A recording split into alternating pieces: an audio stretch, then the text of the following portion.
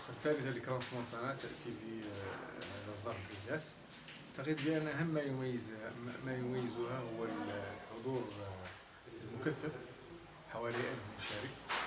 كذلك هناك مشاركين مميزين جدا، وبالتالي أقول بأن هذه النسخة الثالثة لكراس مونتانا تؤكد أولا بأن الداخلة أصبحت وجهة للمؤتمرات الدولية. ثانيا بأن هذه المدينة مدينة واعدة. ثالثا يعني من حيث المواضيع التي ستناقش كذلك هي وجهة للحوار ما بين يعني جنوب وحتى كذلك بالنسبة للساحة الإفريقية.